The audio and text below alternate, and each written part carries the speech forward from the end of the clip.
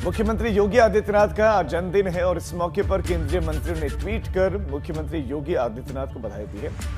और केंद्रीय मंत्री नितिन गडकरी ने ट्वीट किया, उत्तर प्रदेश के मुख्यमंत्री श्री योगी आदित्यनाथ जी को जन्मदिन की हार्दिक शुभकामनाएं। आप स्वस्थ और दीर्घायु रहें, ईश्वर से यही कामना करता हूं। नितिन गडकरी के साथ पीयूष गोयल ने भी ट्वीट किया और उन्होंने लिखा, उत्तर प्रदेश में विकास की नई कहानी रचने वाले योगी आदित्यनाथ जी के जन्मदिन पर मैं उन्हें शुभकामनाएं देता हूं। अपनी दूरदर्शिता, परिश्रम और सेवा भाव से उन्होंने राज्य को अपराध और अराजकता से मुक्त कर विकास की दिशा में तेजी से अग्रसर किया है। उधर लखनऊ से अहम खबर, पीजीआई में 7 जून से शुरू होगी ओपीडी सेवा। ओपीडी में कोविड रिपोर्ट पर इलाज मिलेगा। सोमवार से शुक्रवार सुबह 9:30 बजे से शाम 4 बजे तक की सेवा शुरू होने जा रही है। शनिवार को 9:30 बजे से दोपहर 12:30 तक ओपीडी की सेवा मिलेगी। मरीज ई रजिस्ट्रेशन के बाद इलाज ले सकेंगे, लेकिन कोविड रिपोर्ट जरूरी होगी। कोविड रिपोर्ट नेगेटिव पर आगे इलाज मिल सकेगा। सोमवार से शुक्रवार सुबह 9:30 से शाम 4 बजे तक ओपीडी शुरू हो जाएगी। शनिवार को 9:30 से दोपहर 12:30 तक ओपीडी सेवा मरीजों को मिलेगी। मरीज ई रजिस्ट्रेशन के बाद इलाज करवा सकते हैं।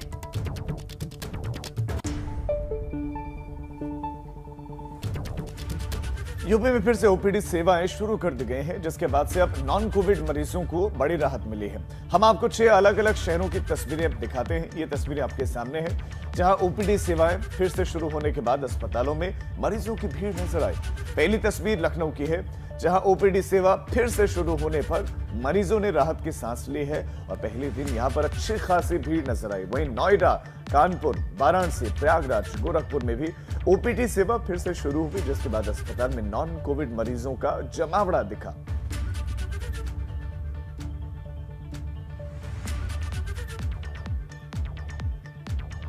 उधर फतेहपुर में तेज रफ्तार गाड़ी की टक्कर की वजह से बाइक सवार 4 युवकों की मौत हो गई। चारों युवक बारात में शामिल होने जा रहे थे और हादसा बिंदकी कोतवाली के दिवलापुर गांव के करीब हुआ है। पुलिस के मुताबिक चारों युवक एक ही बाइक पर बारात में शामिल होने के लिए जा रहे थे और रास्ते में किसी अज्ञात वाहन ने उन्हें टक्कर मार दी।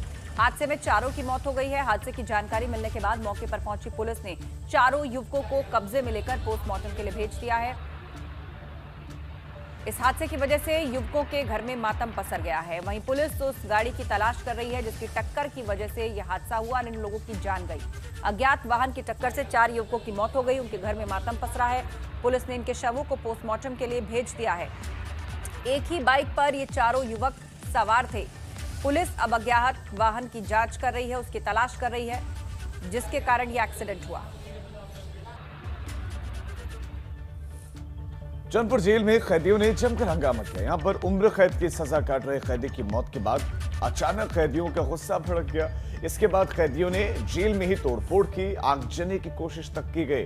वहीं जेल में कैदियों की हंगामे की जानकारी मिलते ही बड़ी तादाद में पुलिस फोर्स मौके पर पहुंची, जिसने कैदियों पर काबू पाने की कोशिशें की। कैदियों और पुलिस के बीच में झड़प हुई, जिसमें एक कैदी और एक सिपाही घायल हुआ है, जिन्हें इलाज के लिए अस्पताल में भर्ती करवाया गया है। और ये पूरा मामला उम्र कैद की सजा काट रहे बागेश मिश्र और सरपंच की मौत के बाद सामने आया।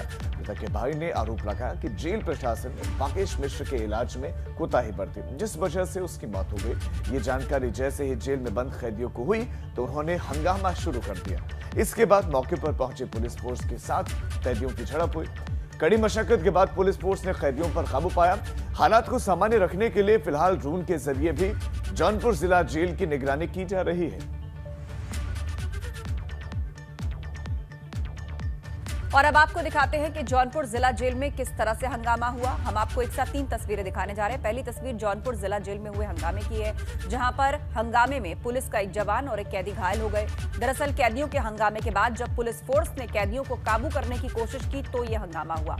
दूसरी तस्वीर पुलिस फोर्स की है। कैदियों के हंगामे के बाद बड़ी तादाद में पुलिस फोर्स को तैनात किया गया ताकि किसी भी तरह के हालात पर काबू पाया जा सके। तीसरी तस्वीर जौनपुर जिला जेल के ड्रोन से निगरानी की है।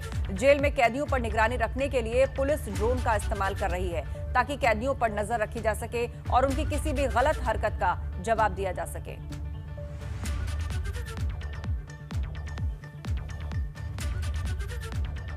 यूपी पुलिस के सस्पेंड किए गए जा चुके आईपीएस मणिलाल पाटीदार के खिलाफ अब दिन ब दिन कानूनी शिकंजा कसता जा रहा है। एडीजी जोन प्रयागराज ने फरार आईपीएस मणिलाल पाटीदार पर इनाम की रकम को बढ़ाकर 1 लाख रुपए कर दिया है। अब यूपी पुलिस की 2 टीमें फरार आईपीएस मणिलाल पाटीदार की तलाश में गुजरात के बड़ौदा जाने वाली है। मणिलाल पाटीदार की महोबा के एसपी पद पर तैनाती के दौरान एक क्रशर कारोबारी की संदिग्ध अवस्था में मौत हो गई थी और इसी मामले में आईपीएस मणिलाल पाटीदार समेत 2 पुलिसकर्मी और एक व्यवसायी आरोपी हैं। हालांकि बाकी सभी आरोपी इस वक्त जेल में हैं, लेकिन मणिलाल पाटीदार को भगोड़ा और इनाम घोषित करने के बावजूद अब तक गिरफ्तार नहीं कर पाई है पुलिस।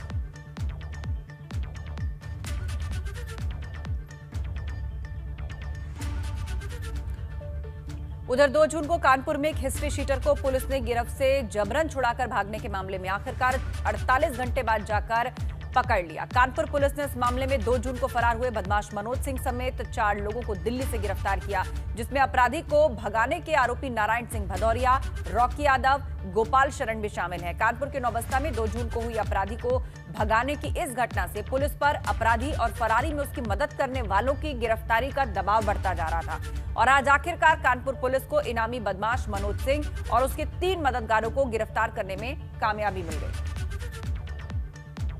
हिस्ट्री शीटर वांछित अपराधी मनोज सिंह को कानपुर पुलिस द्वारा गिरफ्तार कर लिया गया है और इसको छुड़वाने हेतु जो 12 व्यक्ति चिन्हित किए गए थे कानपुर पुलिस द्वारा, उनमें से एक व्यक्ति रणधीर सिंह तोमर को पहले ही गिरफ्तार किया जा चुका था। उसके अलावा आज नोएडा से अलग अलग स्थानों पर दबिश दे करके कानपुर पुलिस ने जो है नारायण सिंह भदौरिया जो था किदवई नगर निवासी, उसको गिरफ्तार किया। उसके अलावा रॉकी यादव को गिरफ्तार किया और गोपाल शरण चौहान, इन तीनों की आज गिरफ्तारी हुई है। यहाँ पर ला करके पूछताछ की जाएगी और न्यायालय में पेश किया जाएगा। अलीगढ़ में जहरीली शराब का कहर लगातार जारी है। दरअसल अलीगढ़ के जवा थाना इलाके में 2 दिनों पहले कुछ मजदूरों ने जहरीली शराब पी ली थी। इसके बाद मौतों का सिलसिला जारी है। जहरीली शराब पीने से अब तक 9 भट्टा मजदूरों की मौत हो चुकी है, जबकि 1 दर्जन से ज्यादा लोगों का मेडिकल कॉलेज में इलाज चल रहा है। पूरे मामले में थाना जवा में मुकदमा दर्ज किया गया है। आपको बताते हैं कि इससे पहले भी अलीगढ़ में जहरीली शराब से 35 लोगों की मौत हो गई है। इस पूरे प्रकरण में 14 एफआईआर दर्ज की गई है, जिनमें 38 लोगों की गिरफ्तारी हुई है और इसमें 50,000 का इनामी बीजेपी नेता ऋषि शर्मा भी शामिल है, जो अभी फरार है। अभी हमारा जो है यह कार्यक्रम चल रहा है कि कल जो घटना हुई है ईंट भट्टे पर, उसको लेकर करके जहां कहीं भी जहरीली शराब पाया जाए उसको नष्ट किया जाए। साथ ही साथ हम भट्टे वाले को जो मजदूर हैं उनको हम सचेत कर रहे हैं कि आप लोग शराब न पिएं। अगर कहीं कोई फ्री की शराब मिल रही है उसको भी न पिएं। इस बात का ध्यान रखें कि अगर शराब पीनी भी हो तो सरकारी ठेके से लेकर के। इसी अभियान के तहत हमारी पूरी तहसील की टीम एक भट्टे पर गई हुई है। उधर गोरखपुर में कोरोना काल में बाल बालाओं के साथ ठुमके लगाने वाले सपा नेता शैलेंद्र यादव की मुश्किलें बढ़ गई हैं। पुलिस ने इस मामले में शैलेंद्र यादव और बैजनाथपुर गांव के ग्राम प्रधान समेत 4 लोगों और कुछ अज्ञात के खिलाफ कैंपरगंज थाने में केस दर्ज कराया है। आपको बता दें कि सपा नेता शैलेंद्र यादव ने बाल बालाओं के साथ न सिर्फ ठुमके लगाए बल्कि मौके पर लोगों को वो हड़काते हुए भी नजर आए, जिसका वीडियो अब वायरल हो रहा है।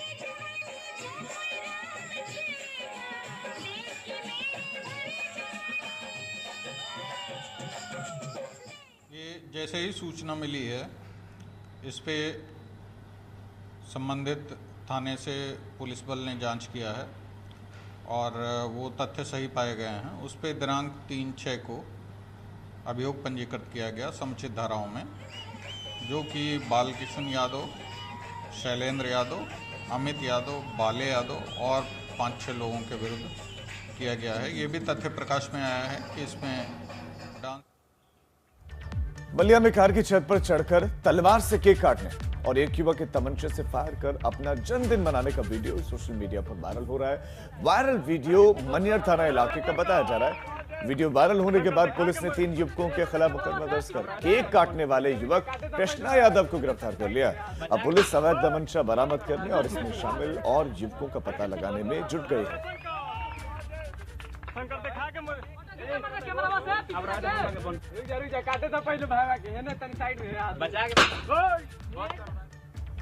फतेहपुर के खागा कोतवाली क्षेत्र में जमीनी विवाद में दबंगों ने घर में घुसकर महिलाओं समेत आधा दर्जन लोगों को लाठी डंडों से जमकर मारपीट की। मारपीट में घायल लोगों को जिला अस्पताल में भर्ती कराया गया, जहां घायलों का इलाज चल रहा है। वहीं डीएसपी खागा ने बताया कि जमीनी विवाद के चलते मारपीट हुई है। घायलों की तहरीर पर मुकदमा दर्ज करके कार्रवाई की जा रही है।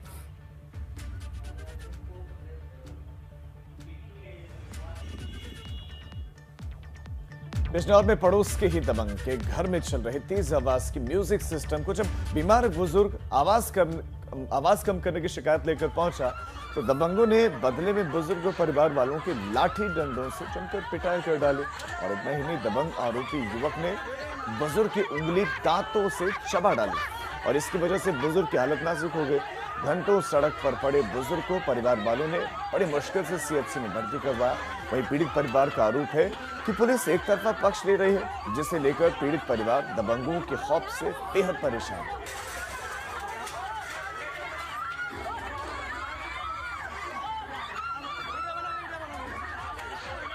डेग के ऊपर डेग बज रही थी घर में, तो पड़ोस ने आके कहा कि डेग बंद करो, और जो है वो आके कहने लगे डेग बंद करो। हमने बंद कर ली। उसके बाद में बोले दादागिरी के साथ कि डेग नहीं बजाना आज के बाद। हमने कहा ठीक है नहीं बजाएंगे। उसके बाद में फिर गर्मा गर्मी करने लगे और जो है छोटे वाले भाई के रेपट मार दिया उन्होंने। और इस वक्त की बड़ी खबर आपको बता दें, दिल्ली के दौरे पर है उत्तराखंड के सीएम तीरथ सिंह रावत। 11 बजे वो दिल्ली पहुंचेंगे और दिल्ली में कई केंद्रीय नेताओं से वो मुलाकात कर सकते हैं। तो आज तीरथ सिंह रावत दिल्ली आ रहे हैं। सुबह 11 बजे वो दिल्ली पहुंचेंगे। यहां पर कई नेताओं के साथ उनकी मुलाकात होगी। दिल्ली में कई केंद्रीय नेताओं से मुलाकात कर सकते हैं। अविनाश तिवारी से इस पर अपडेट लेते हैं। अविनाश, बताइएगा दिल्ली दौरे से जुड़ी क्या जानकारी अभी तक है आपके पास? देखिए, आज अगर बात करें तो मुख्यमंत्री का ये दौरा बना है और कल रात को अचानक से बना है मुख्यमंत्री के दौरा। दिल्ली पहुंच रहे हैं। तकरीबन 10:30 बजे वो इंदिरा गांधी अंतर्राष्ट्रीय एयरपोर्ट पर लैंड करेंगे। उसके बाद 11 बजे उत्तराखंड सदन पे आएंगे। अभी तक जो उनका घोषित कार्यक्रम है वो ये है कि आज पर्यावरण दिवस है और सुंदरलाल बहुगुणा की पुण्यतिथि पर वो आज जो है श्रद्धांजलि कार्यक्रम में भी शामिल होंगे। इसके अलावा अगर बात करें तो तमाम सारे केंद्रीय मंत्रियों से भी मिलने का वक्त मांगा जाएगा, जहाँ पे वो उत्तराखंड के विकास को लेकर तमाम सारी बातें करेंगे। जानकारी के लिए बहुत शुक्रिया। तो आज कई केंद्रीय नेताओं से मुलाकात करेंगे और कई अहम मुद्दों पर बातचीत हो सकती है। आप नजर बना के रखिए अविनाश। जानकारी के लिए शुक्रिया। गाजीपुर के बहरियाबाद इलाके में वृंदावन गांव के लोगों का गुस्सा उस वक्त फूट पड़ा जब इसी गांव के जवान के शव को निजी एम्बुलेंस के जरिए लाया गया। इसके बाद गांव के लोगों ने किस तरह तोड़फोड़ की, इसकी गवाही तस्वीरें दे रहे हैं। दरअसल अभिषेक यादव नाम के जवान की, आर्मी में जवान की मौत सड़क हादसे में हुई थी और इसके बाद आर्मी ने अभिषेक का जो पार्थिव शरीर है उसे निजी एम्बुलेंस के जरिए उनके गांव भेजा। लेकिन पार्थिव शरीर को निजी एम्बुलेंस में देखकर गांव के लोगों का गुस्सा भड़क गया। पहले गांव के लोगों ने नेशनल हाईवे पर जाम लगा और इसके बाद समझाने की कोशिश कर रहे सरकारी अधिकारियों की गाड़ियों में तोड़फोड़ कर दी। ये तस्वीरें उसी वक्त की हैं जब नाराज ग्रामीणों ने नेशनल हाईवे पर बसों और सरकारी अधिकारियों की गाड़ियों में तोड़फोड़ की थी। मांग को लेकर के कि सैनिक वाहन में उसको आना चाहिए था, इसको लेकर के नेशनल हाईवे पे सिधौना के पास जाम लगाया और हम लोगों ने आर्मी के लोगों से वार्ता की और जब वाहन आया तो उसको भेजा गया ससम्मान। उस दौरान कुछ लड़के उग्र हो गए थे, उन्होंने 2-4 गाड़ियों में तोड़फोड़ भी की है। इसको संज्ञानित किया गया है। इसमें आगे की कार्रवाई, कानूनी कार्रवाई की जाएगी। उधर कानपुर में पंचायत अध्यक्ष पद के चुनाव को लेकर भाजपा और सपा ने कमर कस ली है। दोनों दलों ने इसके लिए करीब करीब अपने प्रत्याशी भी तय कर लिए हैं। भाजपा ने तो अपने कद्दावर मंत्री सतीश महाना को जिला पंचायत अध्यक्ष को जिताने की जिम्मेदारी भी सौंप दी है। वहीं निर्दलीय जिला पंचायत सदस्यों को रूठने और उनके मनाने का भी सिलसिला जारी है।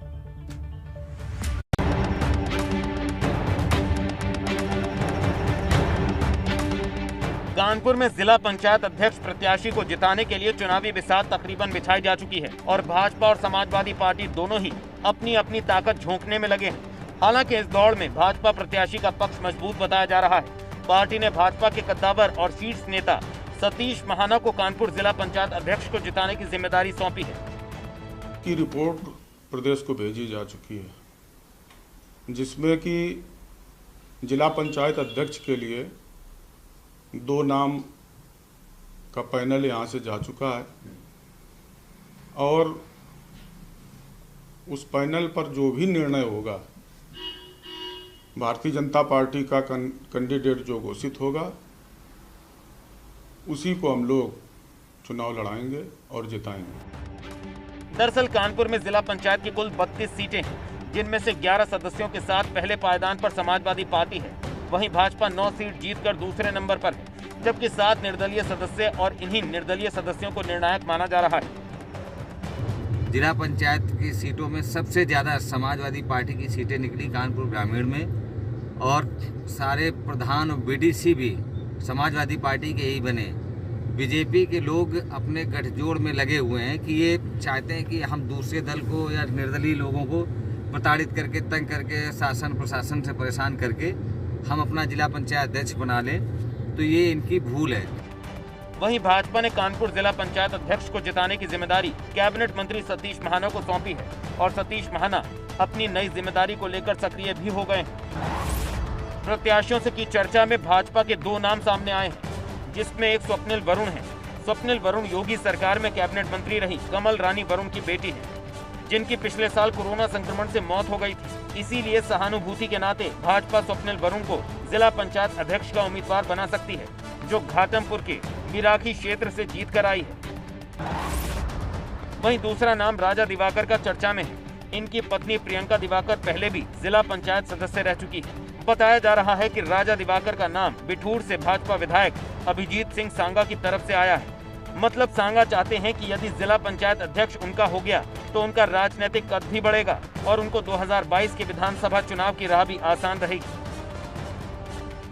वहीं समाजवादी पार्टी ने कानपुर जिला पंचायत अध्यक्ष के लिए अपने पुराने कार्यकर्ता राजू दिवाकर का नाम लगभग फाइनल कर दिया है, लेकिन इसी के साथ सपा के पुराने जुझारू और सक्रिय कार्यकर्ता राम लखन की पत्नी नीना गौतम का नाम भी अध्यक्ष पद की दावेदारी में चर्चा में है। सब जान रही है कि कौन किसके साथ में है, और सबसे ज़्यादा सीटें हमारी होने के नाते मैंने माननीय राष्ट्रीय अध्यक्ष जी, माननीय प्रदेश अध्यक्ष जी के पास अपने लोगों की सूची भेज दी है, और जैसे ही निर्णय होता है तो यहाँ पे हमारा ही जिला पंचायत अध्यक्ष बनेगा। बीजेपी हमेशा गुमराह करने का काम की है। वहीं सभी निर्दलीय जिला पंचायत सदस्यों की 10 उंगलियां घी में मानी जा रही है। जिला पंचायत सदस्यों के रूठने और मनाने का सिलसिला भी जारी है। वहीं भाजपा के ग्रामीण अध्यक्ष कृष्ण मुरारी शुक्ल और सपा अध्यक्ष राघवेंद्र सिंह यादव अपनी अपनी जीत को लेकर दावे कर रहे हैं और जीत के आंकड़े भी बता रहे हैं। एबीपी गंगा के लिए कानपुर से रतीश त्रिवेदी की रिपोर्ट। सीएम तीरथ सिंह रावत ने रुद्रपुर का दौरा किया और इस दौरान मुख्यमंत्री ने ईएसआईसी हॉस्पिटल का निरीक्षण किया। निरीक्षण के दौरान सीएम ने कोरोना संक्रमित मरीजों से भी मुलाकात की। वहीं मुख्यमंत्री ने कोविड मरीजों को इलाज में दी जा रही सुविधाओं के बारे में जानकारी ली। इधर जिले के प्रभारी मंत्री सतपाल महाराज ने कहा कि हॉस्पिटल में स्टाफ की कमी नजर आई है, जिसके लिए केंद्रीय मंत्री से बात की जाएगी। रुद्रपुर के अंदर उधम सिंह जिले का डिस्ट्रिक्ट हॉस्पिटल और मेडिकल कॉलेज ऐसे पेशेंटों तक जाना, और जो यहाँ कर्मचारी हैं, डॉक्टर्स हैं, वार्ड बॉय हैं, सिस्टर हैं, एएनएम, नर्सें, सभी से हमारा मिलना जुलना हुआ है। पेशेंट की भी हमने समस्या सुनी है और इन लोगों की भी बातें सुनी हैं। सीएम तीरथ सिंह रावत ने हरिद्वार का भी दौरा किया। मुख्यमंत्री ने मेला अस्पताल का निरीक्षण किया। उसके बाद सीएम विकास योजनाओं का शिलान्यास और लोकार्पण करने पहुंचे। सीएम ने अधिकारियों के साथ सीसीआर में बैठक की और उसके बाद जिले की कई योजनाओं का शिलान्यास किया और आने वाली कोरोना की तीसरी लहर को लेकर अधिकारियों के साथ समीक्षा बैठक की। दुकानें खोलने की मांग को लेकर व्यापारियों ने प्रदर्शन किया। टिहरी, रामनगर और सितारगंज में व्यापारियों ने सड़क पर उतरकर प्रदर्शन किया और दुकानें खोलने की मांग की। हल्द्वानी में तो व्यापारियों का कहना है कि अगर 2 दिन के भीतर बाजार खोलने के लिए कोई फैसला नहीं लिया गया तो व्यापारी खुद ही अपनी दुकानें खोलने को मजबूर हो जाएंगे।